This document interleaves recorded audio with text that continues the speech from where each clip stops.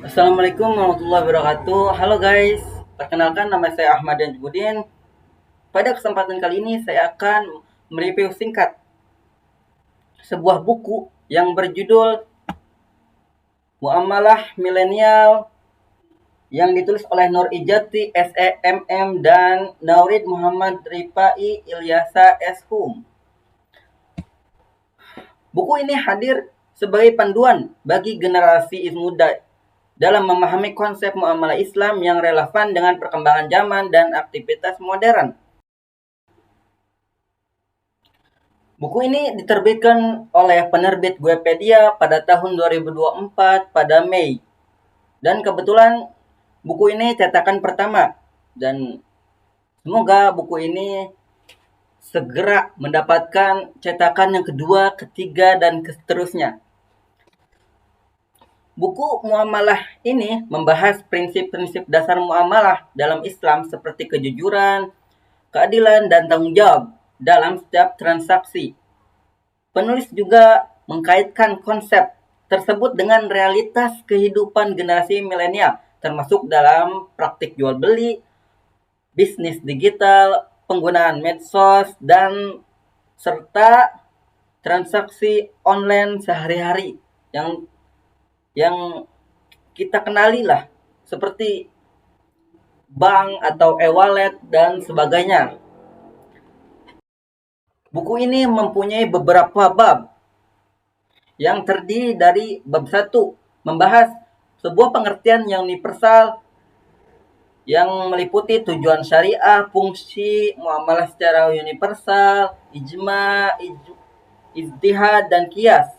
Dan ada juga mujtahidin. Bab kedua membahas muamalah, pembagian dan jenis muamalah, muamalah al-adabiyah, muamalah madiyah, hubungan dengan ekonomi, sistem ekonomi Islam, mazhab ekonomi Islam, era milenial.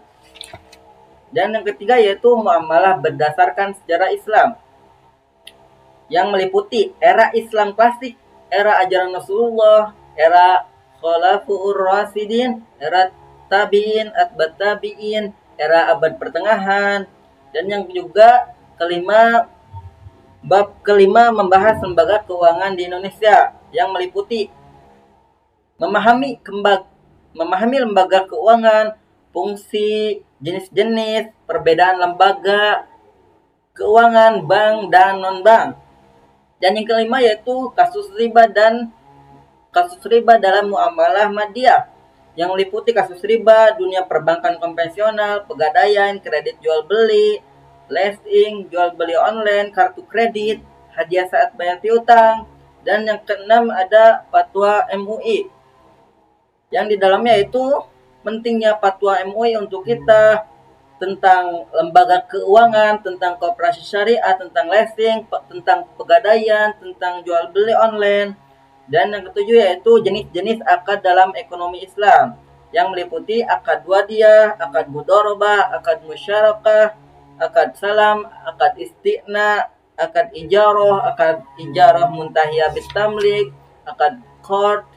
Dan yang kedelapan yaitu muamalah madiyah menurut ulama mazhab Sunni, yang di dalamnya meliputi hukum jual beli, barang yang boleh dan tidak boleh diperjualbelikan, ijab dan qabul dalam jual beli, khiyar, hal yang membatalkan jual beli yang dilarang, tasyhiriyah dan pengambilan barang cacat, pengembalian laba, salam, kirot, gadai, wadiyah, mudarobah, ijarah, syirkah, daman, hiwalah, riba, dan tamlis, dan hajar.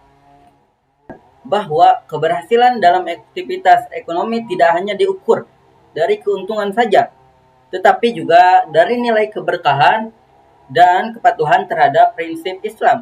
Oleh karena itu, buku ini sangat direkomendasikan bagi mahasiswa dan generasi muda yang ingin menerapkan muamalah Islami dengan kehidupan modern. Mungkin cukup sekian dari saya. Assalamualaikum warahmatullahi wabarakatuh.